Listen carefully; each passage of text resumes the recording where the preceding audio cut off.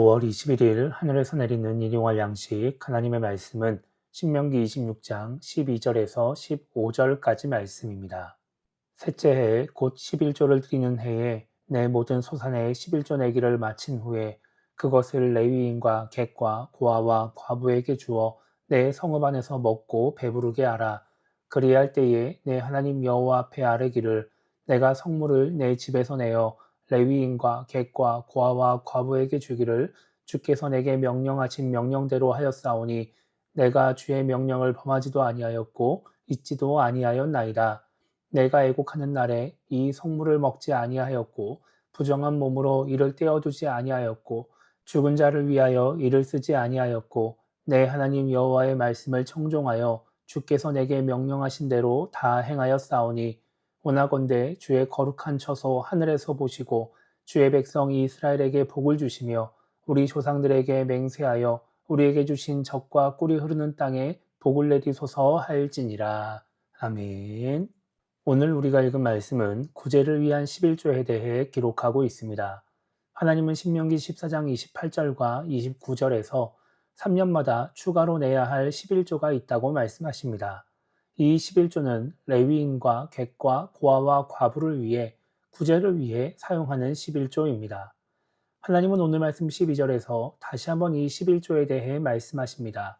그리고 13절부터 15절까지 말씀에서는 그렇게 11조를 드리면서 해야 할 기도에 대해 알려주십니다. 우리는 이 기도를 통해 이스라엘 자손들이 그리고 지금 우리가 어떤 마음으로 구제를 해야 하는지 알 수 있습니다. 매년 하나님께 드리는 11조는 하나님께 제사를 드리는 곳에서 하나님께 드리게 됩니다.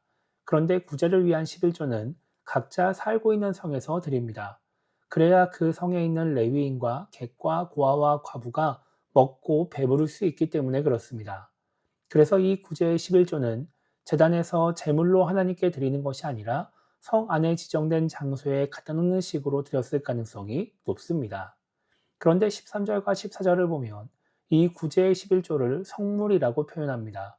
왜냐하면 이 11조는 하나님의 명령을 따라 행한 것이기 때문입니다. 하나님께 드리는 예식으로 드리지 않았다 해도 하나님의 명령을 따라 하나님의 뜻을 이루기 위해 드렸다라고 한다면 성물이 된다는 것이죠.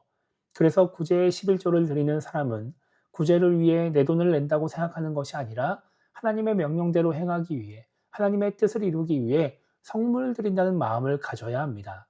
그러면서 하나님은 15절에서 이렇게 구제의 11조를 드린 사람은 하나님의 은혜를 구하는 기도를 하게 하십니다. 주의 백성 이스라엘에게 복을 달라고 젖과 꿀이 흐르는 땅에 복을 내려달라고 기도하게 하십니다. 이 말씀은 그냥 이렇게 기도하라 라고 하는 말씀이 아닙니다. 하나님이 그 기도대로 이루어 주실 테니까 기도하라고 하는 약속의 말씀입니다. 하나님의 명령대로 행하는 자에게 하나님의 은혜를 베풀어 주신다고 하는 약속인 것입니다. 오늘 말씀을 통해 우리가 생각해 봐야 하는 것은 신앙생활만큼 일상생활도 중요하다라고 하는 것입니다.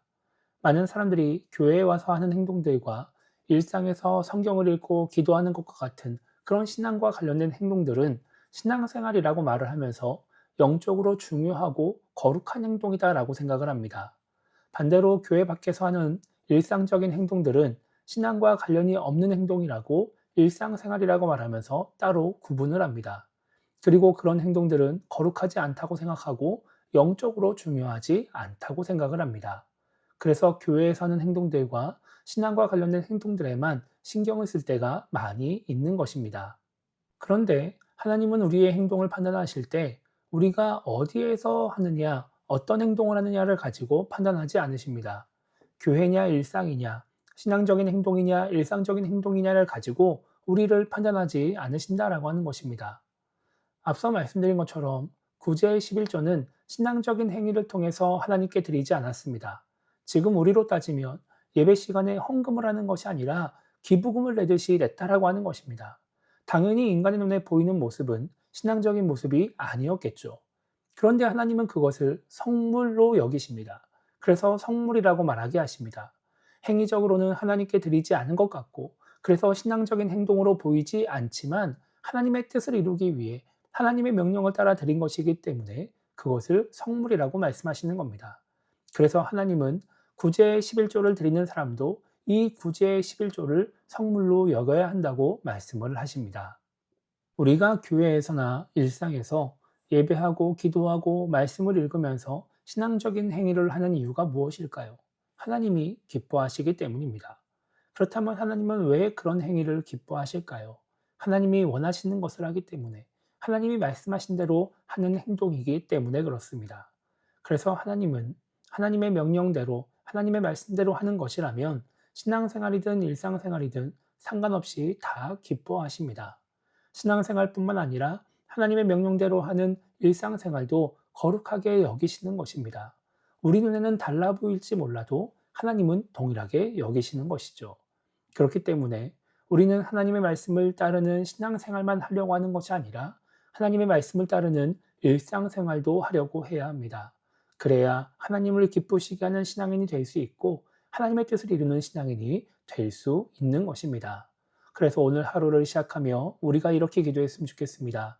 교회에서만 신앙적인 행위들만 중요하게 여기면서 거룩하다고 생각하는 그런 신앙인이 되지 않게 달라고 기도했으면 좋겠고요. 교회에서나 일상에서나 신앙적인 행위나 일상적인 행위나 모두 하나님의 말씀대로 행하는 그런 신앙인이 되게 달라고 기도하며 오늘 하루를 시작했으면 좋겠습니다. 그런 신앙인이 됨으로써 언제 어디서나 하나님을 기쁘시게 하며 하나님의 뜻을 이루어가는 우리 모두가 되기를 주님의 이름으로 축복합니다.